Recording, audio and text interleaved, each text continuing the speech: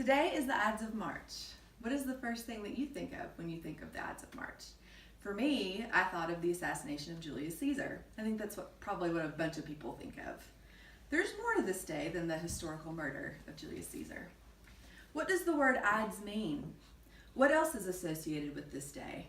How are the Ides of March and Julius Caesar related?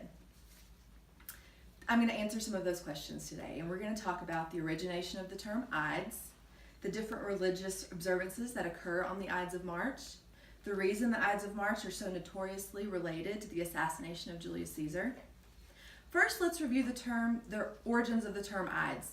According to the ancient Roman calendar, Ides means the middle of the month. Sometimes it falls on the 15th, other months it falls on the 13th. In March, it's the 15th, hence the name the Ides of March. Here's an image of an ancient Roman calendar. It's a little bit hard to read, but they read it fine somehow. When it was created, the months were not counted from the first day to the last. They used 3 points: the nones, the ides, the calends. The nones fell on the 5th or the 7th of the month, the ides on the 13th or the 15th. That would be exactly 9 days after the ides, or after the nones. The calends would always fall on the 1st of the month. These points were determined by the lunar phase. The Ides always fell on the full moon, as you can see in this image right here. The nones would be on the half moon and the calends on the crescent moon.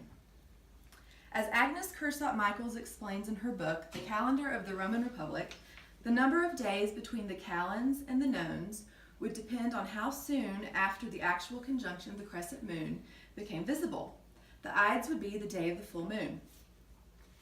Next, we're going to talk about different religious observances and festivals that occur on the Ides of March. The Ides were sacred to the god Jupiter. He was the Roman supreme deity. Every year on the Ides of March, there would be a sheep sacrifice for the god Jupiter. He was the god of weather and sky. The ritual is explained in an article by Cam Fuller of the Phoenix Star, saying the sheep would be led along the Via Sacra to the Arx or Citadel on the Capitoline Hill. The ritual was conducted by the Flamen Dialis, the high priest of Jupiter. The ritual was performed to keep the god Jupiter happy, which in turn kept the Roman people happy. Next, the feast of Anna Perenna. Here's a picture of the Roman people at the feast of Anna Perenna. This festival would occur on the Ides of March. As we talked about earlier, the Ides always occurs on the full moon. Well, the Ides of March specifically is the first full moon of every year. And Anna Perenna was the goddess of the year, so they would celebrate the feast of Anna Perenna on the Ides of March. They would drink glasses of wine, eat a lot of food, have a good time. And it was also said that however many years you wanted to live, to continue to live, that's however many glasses of wine you had to drink. So this is similar to our New Year's Eve. You know, we celebrate the beginning of a new year just as they would celebrate the first full moon of the year. Another celebration is the Holy Week of Festivals. The Ides of March would begin that week. It was to honor Cybele and Attis. Cybele was the mother goddess. She was the goddess of earth and harvest. The Roman people considered her the Great Mother. Attis was the god of vegetation.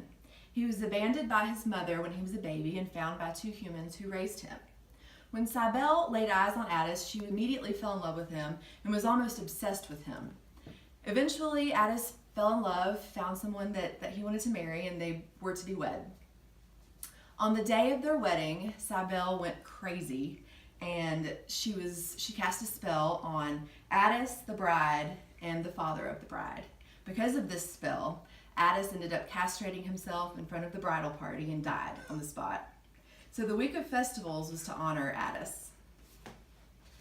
Last, we'll talk about the assassination of Julius Caesar. He was killed on the Ides of March in 44 BC. He was 55 years old.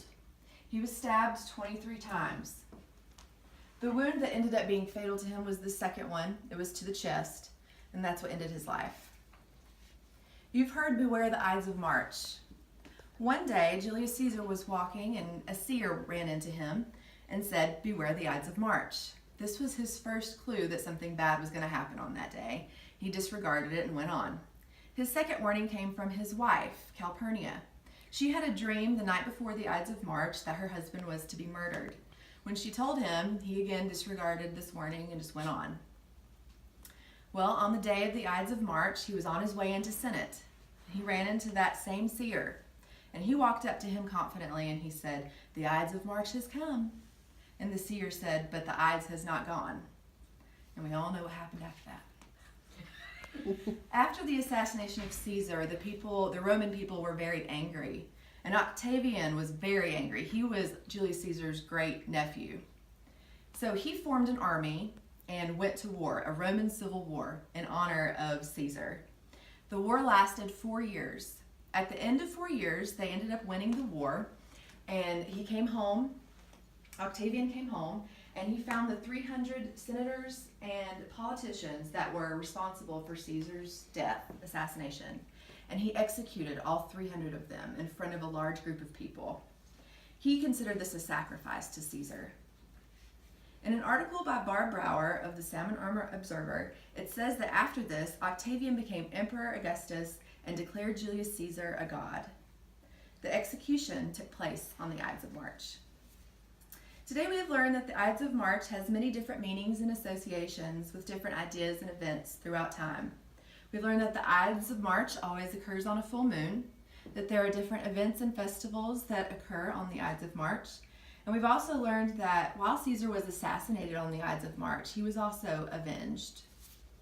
Now when you hear the Ides of March, I hope that you will think of much more than just the assassination of Julius Caesar.